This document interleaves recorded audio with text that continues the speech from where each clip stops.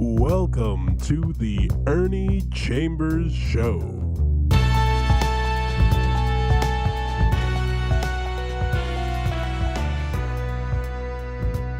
I'm Ernie Chambers. I'm here with you again today, still kicking, not as high, but still kicking, because I intend to talk about the COVID situation. And I know there are COVID deniers, there are vaccine doubters, and I will lose some of you. There are a couple of other items I'm going to touch on first, and I will leave enough time to go into the COVID concerns that I have and observations. This that I'm going to start with is an article that appeared in the Lincoln Journal Star, March 15th of 1976. Yes, 1976. Headline, Chambers sees impropriety in FBI action. A 157-page FBI file on his activities is evidence of quote, an intelligence community which has run amok, unquote, Senator Ernest Chambers of Omaha said. Under the provisions of the Freedom of Information Act and the Privacy Act of 1974, Chambers asked for and received material from his FBI file this month. Some information, including the names and persons interviewed by the FBI, in addition to entire documents, was withheld. FBI Director Clarence Kelly informed the senator of that matter. Chambers has 30 days to appeal the denial of any information, and he said he will do so, and I did. Chambers made the material available to the Star, then discussed it in an interview.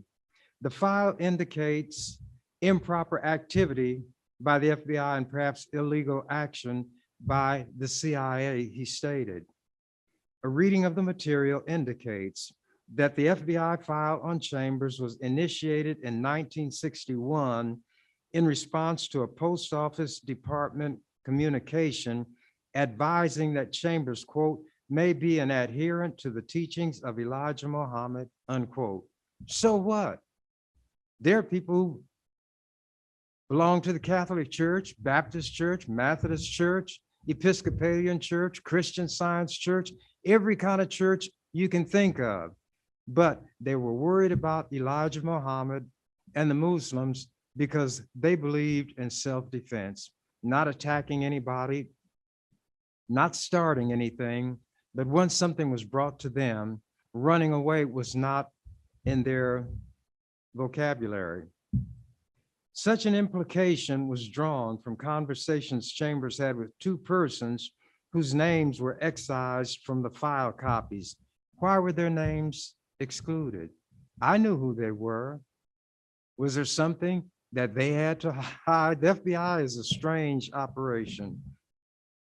Anyway, Chambers at the time was a substitute distribution clerk at the Omaha Post Office, and the two informants were apparently fellow employees. That was an improper reason for opening an FBI file on him, Chambers said. Holding Black Muslim religious views, by the way, Elijah Muhammad and nobody connected with the Muslims ever referred to themselves as Black Muslims. That was a designation by white people because they name us, they label us, they demean us, and whatever they can do to create a question mark over us and what we're doing, that's what they will do. Continuing with this article, holding Black Muslim religious views is no more reason for prompting an FBI investigation than, quote, saying I'm a member of the Catholic Church and that the Pope is in charge of it, Chambers said. As a matter of fact, Chambers was not and is not a Muslim, he said. The ensuing FBI investigation, which included interviews with post office employees, instructors at Creighton University, members of Chambers Army Reserve Unit, acquaintances at the School of Barbering in Omaha, and neighbors. It produced no evidence of illegal or, quote, disloyal, unquote, activity. Now, I had been arrested a number of times, but as I pointed out through articles that I read, they were false arrests. If I did have to go to court on some of them, the charges were dismissed, no convictions. All of that was done to harass and intimidate, but I'm not easily intimidated. You know why I say not easily? If while I'm talking here, a tiger came bounding into this room, fangs bared, I think I would feel some intimidation. But here's something I know. I would never pull a tiger's tail if my head was in his mouth. That's a little advice for everybody. Continuing. Quote, no derogatory information was developed, unquote, a concluding report said. Chambers said indications of illegal CIA activity may be found in a statement in Kelly's letter to him accompanying the FBI file material. Quote from me, the Central Intelligence Agency referred one document to, oh no, this is they quoted from that FBI document. The Central Intelligence Agency referred one document to us for processing, unquote. Kelly wrote, quote, the pertinent portion of this document is enclosed, unquote. If the CIA has any investigatory information on him, Chambers said, quote, it absolutely acted illegally, unquote. That is outside of its role of foreign intelligence.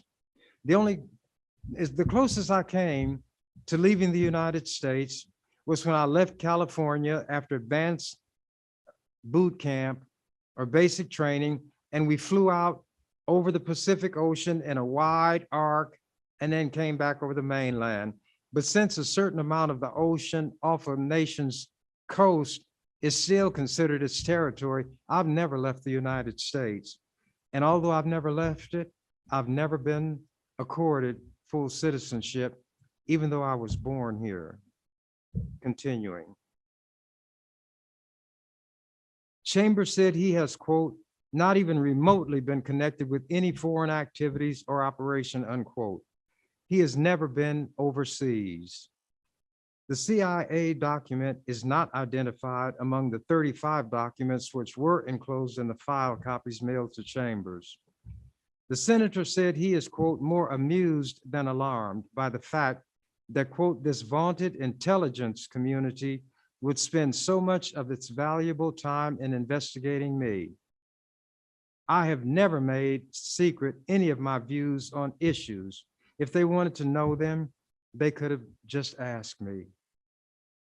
I wish they would live up to their name, which is intelligence, unquote. That's the CIA, Central Intelligence Agency. The 157-page file, which includes other material developed from 1965 through 1972, shows, quote, a pathological fear of any Black man who can put 10 words together and make sense, Chambers said.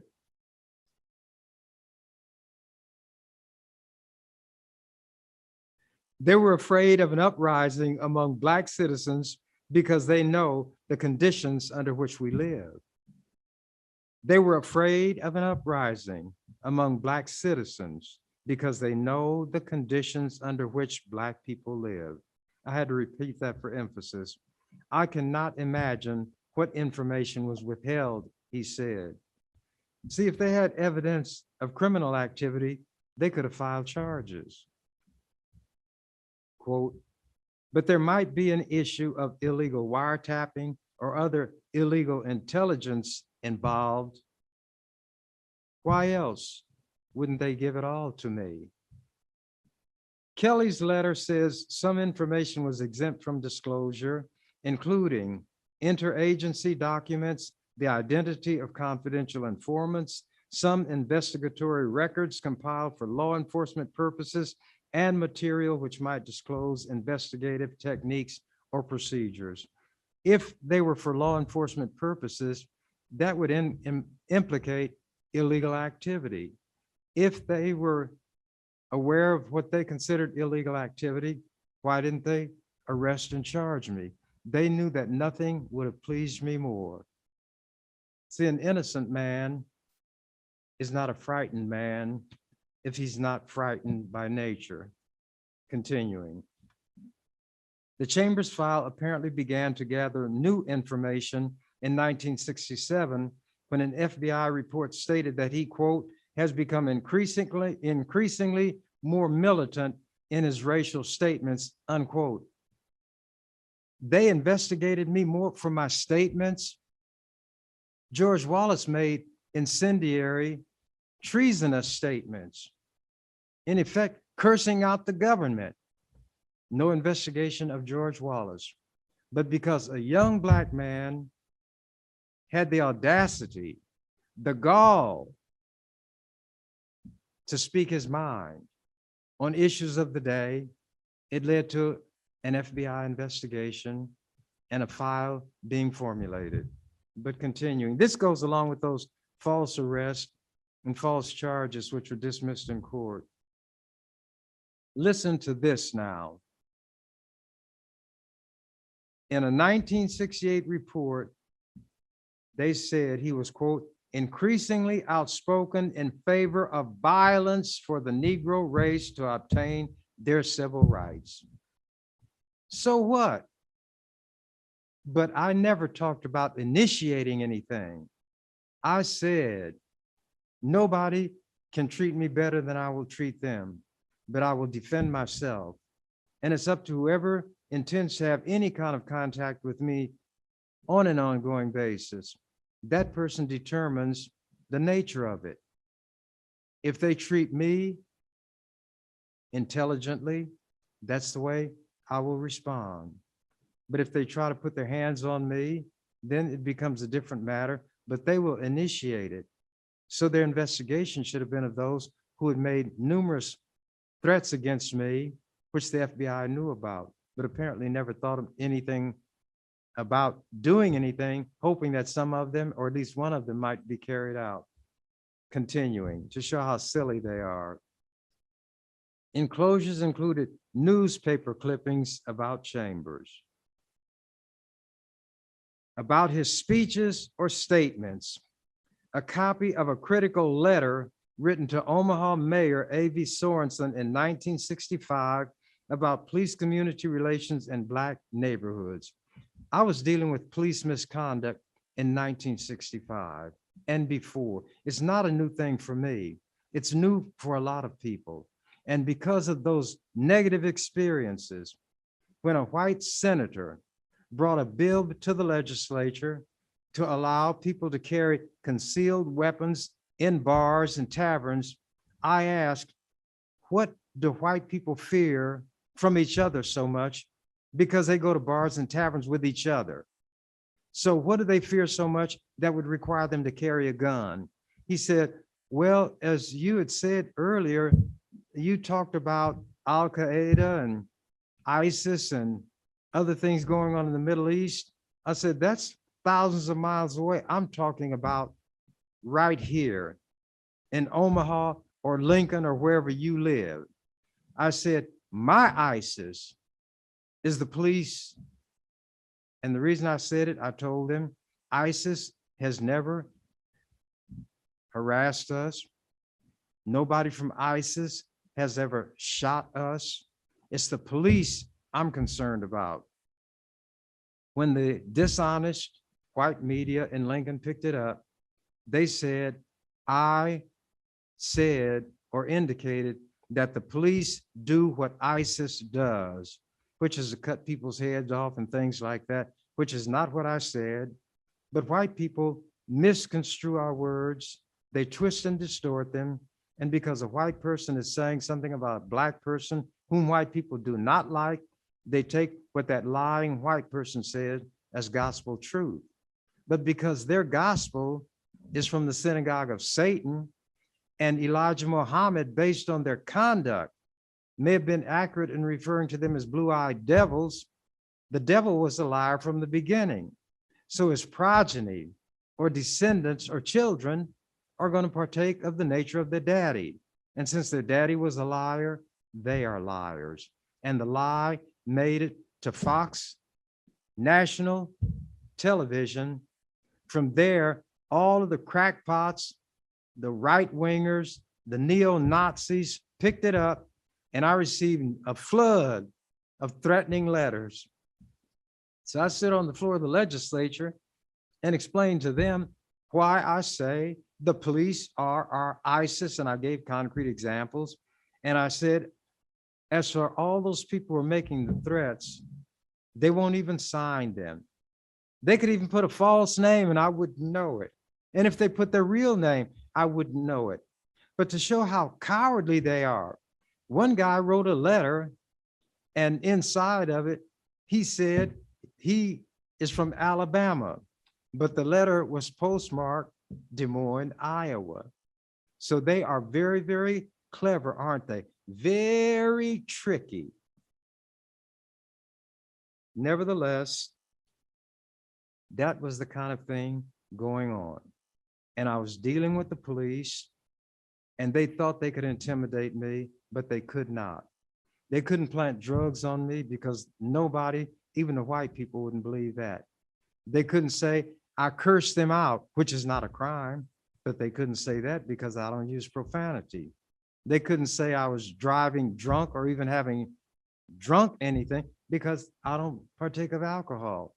I was so square that if there was a fly on the wall to observe me, he'd have gone to sleep from boredom. So they had nothing on me. They couldn't plant anything. They couldn't frame me. So they took words out of context. And guess what those cowardly white senators did? Well, I don't want to go into that. It'd take too much time. One of these times I'll talk about that specifically. I digress. Anyway, to go back to that statement, a 1968 report said he was, quote, increasingly outspoken in favor of violence for the Negro race to obtain their civil rights. They didn't say I advocated violence against people for no reason. And if they thought I was fomenting riot, why didn't they arrest me? The FBI could have gotten the local police to do it, because the local police during one of those arrests told me the FBI had asked that they arrest me, take a mug shot, and get my fingerprints. So they worked together, thick as thieves. One hand, the FBI, washes the other hand, the police. But since they both handle skunks, neither gets clean. Continuing.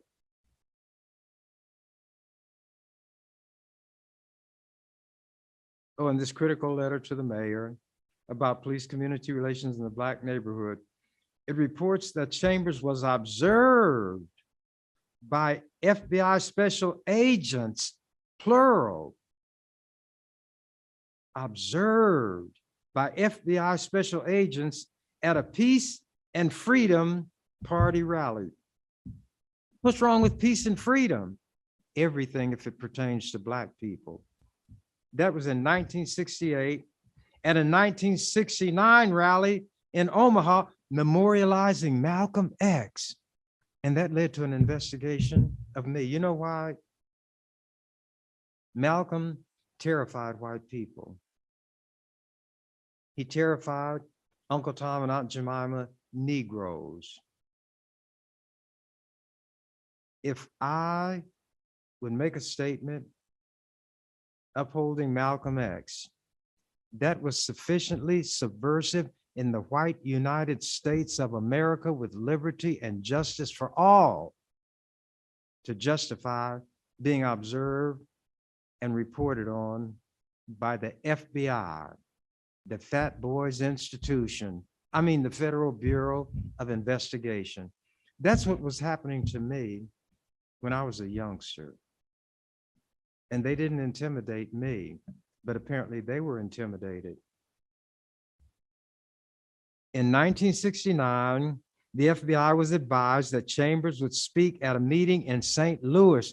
My God, he's crossing state lines to spread this violent talk. A later report advised that, quote, the meeting ended without incident or arrest. What did they think I gave talks around the country for? It ended without incident or arrest. The FBI, though, by following me, had to listen to my conversation. I wish I had known that's what they were doing. they would really heard something. But to continue, on another occasion, the FBI was provided with a tape recording of a Chambers speech in Denison, Iowa. I was invited by farmers from around the country to talk to them too. And farmers were the ones talking about violence and driving their tractors and other farm vehicles and demonstrating in Washington, D.C. By 1971, the FBI report stated, he now appears to be operating politically. That is, trying to gain additional voices through elections, thereby gaining more advantages for his race. If they conclude that I was trying to gain more voices and advantages for my race, that is a justification for being investigated. Chambers had been elected to the legislature in 1970. I'm going to scamper right through these others. Editorial in the Lincoln Star, March of 1976, headline, Getting the Goods on Ernie. And I'll just read it without comment. The Federal Bureau of Investigation has a fat file on State Senator Ernie Chambers of Omaha, including one tidbit forwarded to the FBI from the CIA. Chambers had indulged in the American habit of expressing his opinions. It seems that some fellow employees in the Omaha Post Office probably snitched on him in the early 1960s, telling the FBI that Chambers might be, quote, an adherent to the teachings of Elijah Muhammad, unquote. Chambers is not now and never has been a Black Muslim, he says, but at any rate, the FBI apparently thought his religious views freely expressed, so Chambers thought, constituted a security risk. The FBI has since put together a 150-page dossier on Chambers with periodic updates. Leafing through the basically harmless material, one finds routine facts about his parents, brothers and sisters, his schooling and work and military career, what co-workers, teachers, and neighbors thought about him. The FBI talked to a lot of people and asked a lot of questions about a man who was speaking his mind. Nowhere did the government agents find anything to warrant suspicion.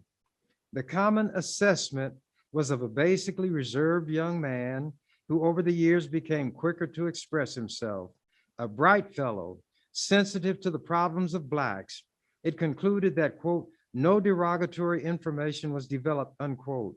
If the FBI was looking for a threat to the national security, it was wasting its time.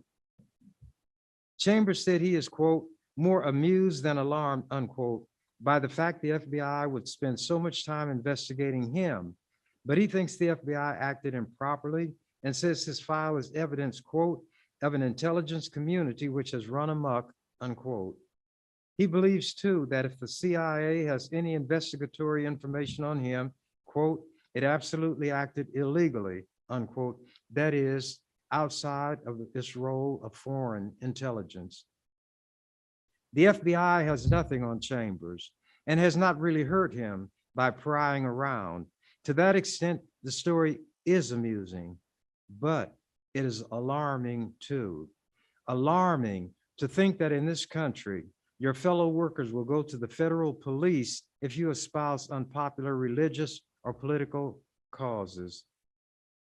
Alarming to think that the FBI has nothing better to do than ask your Army Reserve sergeant or high school teacher if you're a patriot or a subversive, and all you've done is speak your mind.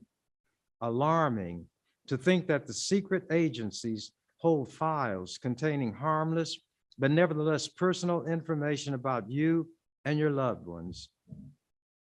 At least a citizen has access to such files here, which is a step ahead of a real police state. And the waste is alarming. The American taxpayer is forking over money to the FBI to have FBI sleuths ferret out information they could pick up in the morning newspaper. Chambers is not shy about his opinions at this stage of the game. He shares them and has for some time with just about anybody who cares to hear. How many man hours were wasted in this unproductive effort is hard to imagine. But the next time the FBI director asks for more money to hire more agents, Congress has a right to be skeptical. And what of that brand new $125 million architectural monstrosity that houses the FBI? The one they're not too sure about naming after J. Edgar.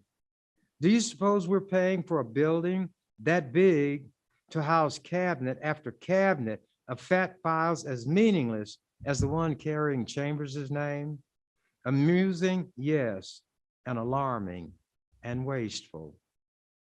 That's not the end of this story. Some of you all didn't know how much influence I've had on this government, even before I got in the legislature, the attention they paid, the amount of time they took, the amount of money they spent following, recording a young Black man whom even Black people in Omaha, ministers, the Omaha Star, teachers were against and publicly attacked, and would go to the mayor, to the city council, and the schools to assure them they had nothing to do with that young, whatever they would choose to call me. That's the kind of person that I was. And some of you were not even born when I first went in the legislature. All you know about now is the hateful things said about me and against me during your relatively short lifetime. But I've been confronting that all of my life, alone. Never did I cry uncle. Never did I ask for help. Never. If I was attacked, I responded. This is from 1977. Senator Chambers is after FBI over personal surveillance. July 21st, 1977. After viewing 27 more pages of FBI files on his activities, now Senator Ernest Chambers Wednesday said he will urge President Carter to order the agency to release all similar, quote, nonsensical material, unquote, to the citizens involved. Quote, every piece of paper ought to be turned over to them, he declared. Even during this second onslaught of investigations, they wouldn't give me all of the material that they had developed. Continuing. Chambers has now viewed 184 pages of material in his FBI file, none of which he said has pointed to any improper or illegal act on his part. That's what the FBI itself had said. Quote, they studied me for more than 10 years and found nothing wrong. He said, they could follow me. They followed me or had agents go where I was going to give a talk. They followed me when I gave speeches in Omaha. They were at Malcolm X Park. They were at Fontenelle Park, following me. For what? They may have tapped my phone calls. So what? Anything they wanted to know, ask me. 10 years they studied and found nothing. How many of you all could say that? No drinking, no chasing, no scandal, no taking money under the table, not even taking money for campaigning. You're dealing with somebody who's as clean as Clorox, the likes of which has never been seen, not only in Nebraska, but in this country. You know why I'm saying this? It's a poor car that won't toot its own horn. And with all the other people saying the hateful things, every now and then I will make a comment or two. But my head is not bowed. I'm in no way intimidated. Let me continue. All the files showed was that he was exercising his constitutional right to free speech, Chambers said. Quote, there was no justification for accumulating those files or for retaining them. Their action is worthy of the kind of country they tell us Russia is supposed to be. Although he says he fully realizes that the president may never see his letter, Chambers said, he will write Carter, urging him to issue a blanket order for the FBI to release all such material to other citizens whose files indicate no evidence of wrongdoing. One of these days, I will read the newspaper account of my confrontation with Carter in his White House. I just don't know how to behave anywhere, but I know how not to violate the law, but I violate the white law. That is, stay in the place they've made for a black man. You know what they want me to be? They want me to be what a lot of you all are. And you know where you learned it from? You learned it from white people. Here's how white people act. They are such brown nosers that they know how to step on the boss's shoes without scuffing the shine. That's how pussyfooting they are. They're such pussyfooters, they could dance on a piano keyboard from the Atlantic Ocean to the Pacific Ocean without striking a note. That's not me. And that's what I think offends them the most. Continuing. The latest material released to Chambers was made available to the Star by the Omaha Senator. That's the Lincoln Star. It shows that the FBI placed him on its so-called rabble-rouser index. In 1968, he was added to a so-called agitator index sometime in or before 1969. The rabble-rouser terminology could be characterized as childish, Chambers said. It certainly shows no class. Chambers said he will ask the FBI to release any additional information from his file, which is still being withheld from him, and they released no more as of this date. His original request for material produced 157 pages from his file last year. The additional 27 pages were mailed to him by FBI Director Clarence Kelly in response to his appeal against the denial back then of further information. Chambers said he also is prepared to file legal action against the U.S. Postal Service for possible damages as a result of his loss of an Omaha post office job in the 1960s. They accused me of being insubordinate.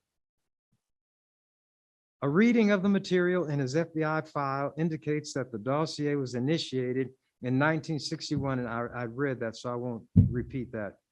Chambers at the time was a substitute distribution clerk for the post office. Quote, I want to see if my later loss of that job had anything to do with all of this, he said. Quote, the first time I saw all of this FBI material, I was amused. But then I began to see how it might coincide with my loss of the job. Who knows what use it was put to?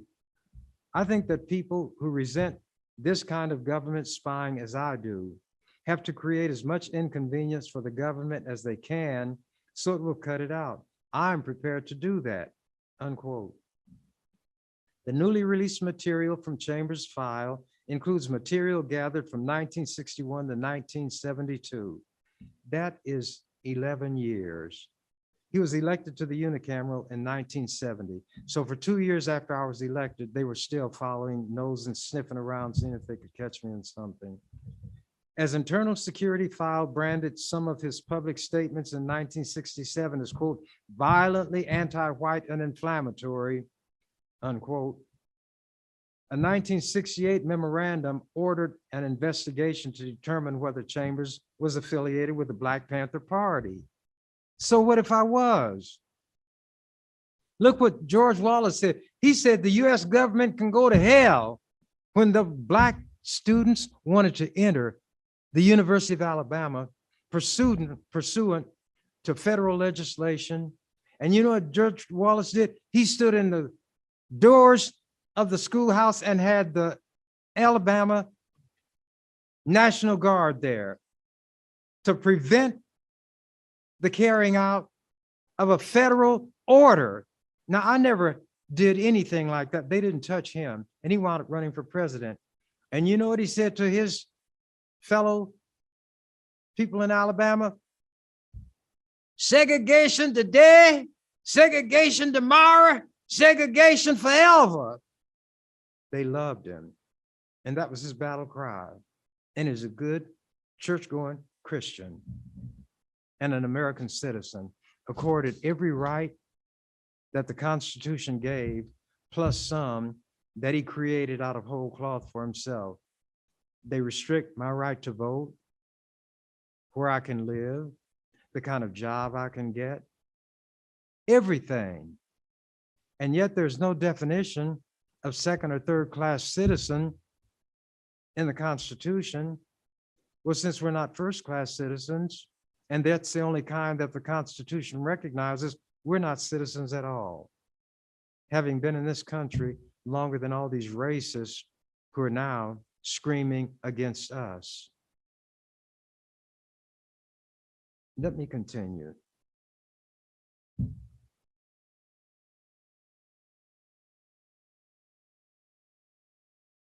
His rabble-rouser index listing identify him as affiliated with capital B, capital N, capital A, capital T. Chambers said he has no idea what that means. Although if it's an abbreviation, it could refer to Black nationalist, but I don't know that. I don't know what BNAT means when the FBI attaches it to a Black person. As a matter of fact, he said, he does not join organizations. The only exceptions he can think of are a single year's membership in the Urban League and past affiliation with the National Tuberculosis Organization. Those are my affiliations. And for a Black man, they constitute, I guess, a basis for investigation by the FBI. Chambers was described on the agitator index as, quote, a well-known Black extremist, unquote. Now get this, the FBI was not afraid to confront John F. Kennedy, the president, and follow him around and had him shaking in his boots. They were not afraid to do the same thing to Robert F. Kennedy, who at that time was the Attorney General of the United States, and had him shaking in his boots. They were not afraid, obviously, Martin Luther King, and had tapes on him that had King shaking in his boots. All that under J. Edgar Hoover. Here's what they were told by J. Edgar, who was the director when all this investigating of me was going on. Twice, FBI agents reported that they had not attempted to interview Chambers because such an effort might result in embarrassment to the Bureau. They're the investigators, and I would embarrass them. They never interrogated or questioned me. Why? They didn't say Martin Luther King would embarrass them. They didn't say John F. Kennedy would embarrass them. They didn't say Robert F. Kennedy would embarrass them. And as much as I respect Malcolm, they didn't say Malcolm X would embarrass them. I'm the only one on record where they said in an official document, twice, they had not tried even to interview me because it would be an embarrassment to the Bureau. Chambers, one report said, would attempt to create adverse publicity in local Negro newspapers. There was one newspaper, the Omaha Star, and at that time they were opposed to me. How am I going to embarrass them through the Omaha Star? Who reads the Omaha Star? But for those flimsy reasons, this organization that had the whole world shaken were shaken in their boots because of me. Do you see why I don't walk around in fear? And that's when I was, relatively speaking, just a kid. Let me go on. A later report said, embarrassment might result since, quote, subject is now a Nebraska state senator, unquote. They investigate other office holders, and they hold higher level offices than being a state senator. What was there about me that was so much different? You all don't know the manner of man who's been living among you all of these decades, do you? And I'm doing this for a reason, but I'm not going to tell you what it is. Chambers said he believes the FBI should have approached him. The files show that, quote, they received no information from any source that they couldn't have gotten from me, unquote, he said. Quote, I would characterize them as skulking cowards who were afraid to directly confront the individual they were dealing with. They were afraid to talk to me. They didn't say he carries a gun and might shoot us. Apparently, my loaded mouth was more powerful than their loaded guns because FBI agents go about armed. My loaded mouth, my loaded brain was more powerful than their loaded guns and all the power they were cloaked in by federal law. And yet some of you, and you're entitled to your opinion, not based on the facts, but your upbringing, your education or lack thereof, your experiences, have more hatred for me than you do the white man. Oh, maybe you hate me because he does. I got it. Okay. Malcolm X, what did he say about the house Negro? The master gets sick and the house Negro say, what's the matter, boss? We sick? Then Malcolm X, we sick? So here's what some of Omaha Negroes say. You hate him, boss? We hate him. Because that's how they thought they could get something, I guess. And it's precious little they got. But they left me alone more than they did these handkerchief head Uncle Toms and Aunt Jemimas. Continuing and completing this. The very act of questioning friends or neighbors or acquaintances can raise suspicion about a person's actions, Chambers said. Quote, the FBI creates the image that there is smoke and that encourages other citizens to decide there is fire. There is an assumption that a person would not be investigated unless something was wrong. So what are we to conclude about the FBI's fear of questioning me, of even approaching me? Now, I said that I'm gonna get into something that's gonna run some of you all away. And I'm going to touch on that briefly. And next week I'll go into more detail. And I use documentation, and that's why we learn how to read and things are printed so that we don't have to carry it all in our brain. Mine is like a Rolodex, you know, picking a letter, roll it and get all kind of stuff. So I can finish this. And by the way, I respect time, so I carry my own clock.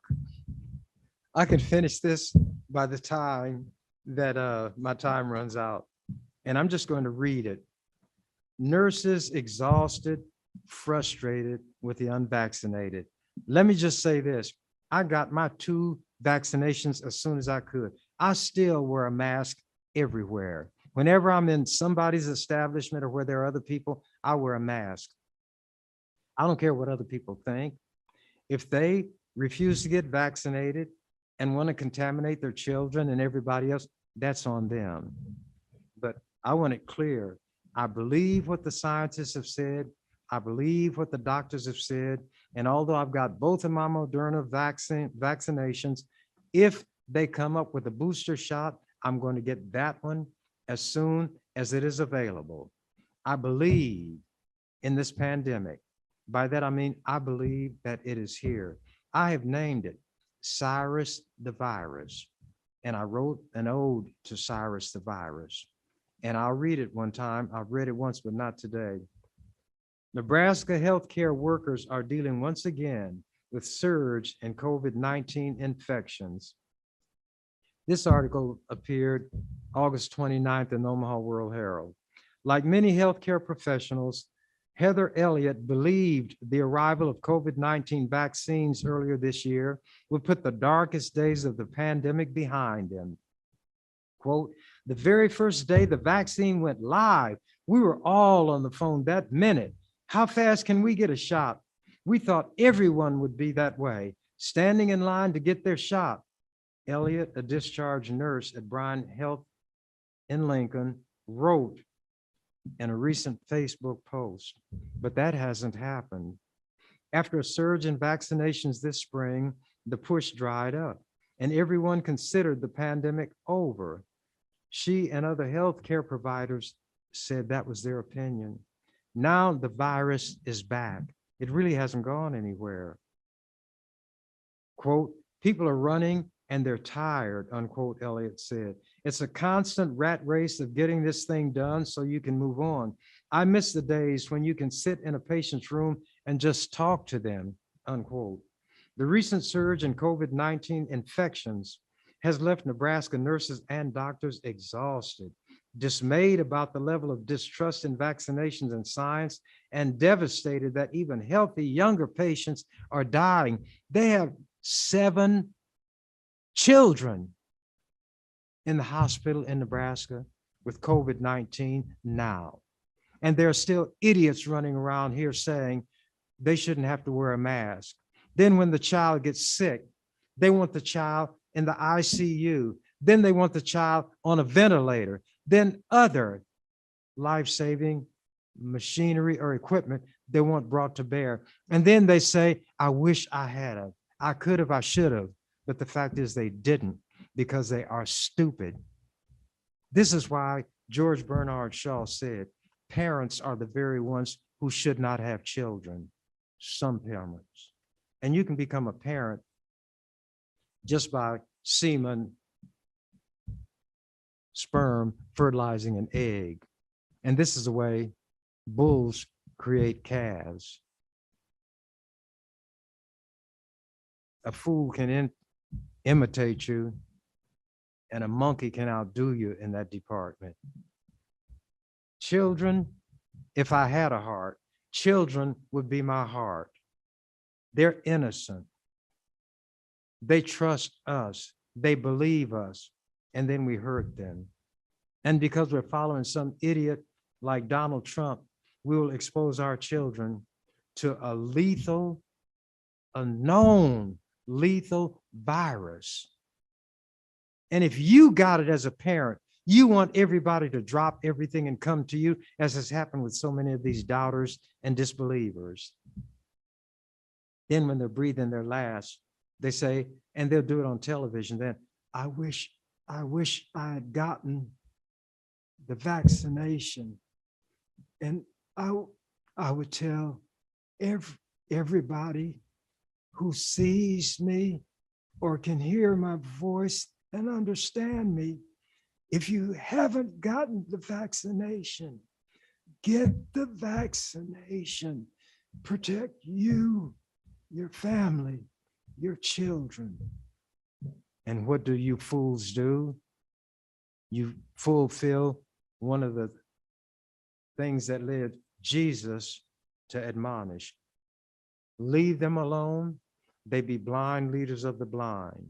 And if the blind lead the blind, they will both fall into the ditch. There was another verse. Jesus said, if they would not hear Moses, they will not believe the one returned from the dead. There are people near death's door about to step through, and they're looking, telling you it's real. It's a killer. I'm exhibit A. Don't do what I did. Don't fail to do what I failed to do. And it bears out what Jesus said. They won't believe the one returns from the dead. Continuing. The recent surge in COVID-19 infections has left Nebraska nurses and doctors exhausted, dismayed about the level of distrust in vaccinations and science, and devastated that even healthy younger patients are dying. Even though hospitalizations for the coronavirus haven't hit the peak of late November, the dramatic rise in patients has been more daunting and discouraging this time around because many of the serious infections and deaths could have been prevented by simply getting a free vaccination. Quote, whenever we here's another patient with COVID coming into the hospital, It's just a letdown, said Dr. Jessica Jones, an infectious disease specialist at Omaha-based Methodist Health System. Quote, "We feel like a lot of this is unnecessary," unquote. Jones said that hospitals regularly care for people who don't adhere to medical advice, such as diabetics who won't give up carbohydrates, or those with heart disease who won't quit eating fatty foods. But the solutions here, she said, is much easier than, say, quitting smoking. Quote, "With COVID, I just have to go to a clinic from Douglas County or my local pharmacy and get a free shot," Jones said. "It's like going into battle without your armor. We have this wonderful armor and it's free," unquote. The World Herald reached out to nurses and doctors in Omaha and Lincoln after seeing a social media post from health professionals venting frustration about dealing with a new surge of patients, including many who are in denial about the serious nature of the Delta variant and who reject COVID-19 vaccinations. Then why do they go to the hospital? Why don't they stay home or just go to their nearest mortuary and lay down on the front step and say, "Take me, I'm yours"? But instead they come home, they infect everybody. Then they want them to call somebody, take them to the hospital. When they get there, they want to go into the ICU. Then they want a ventilator. And these saintly people don't do to them what they ought to do. You made your bed, sleep in it. No, they do all they can to save the fools from their own folly. Some said it was getting harder and harder to fight the misinformation some patients get from their friends or from social media, and it's harder to feel sympathetic toward sick patients who overwhelmingly now regret not getting a shot, or this is a jab.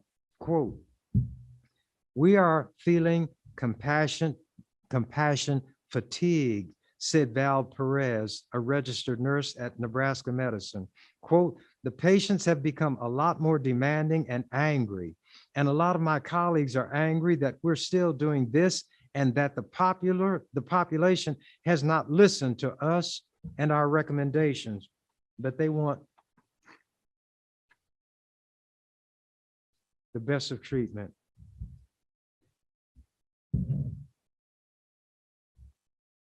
I'm not going to be able to finish it. I'm going to carry it over to next week. But I'm going to say a few things in the few minutes I have left.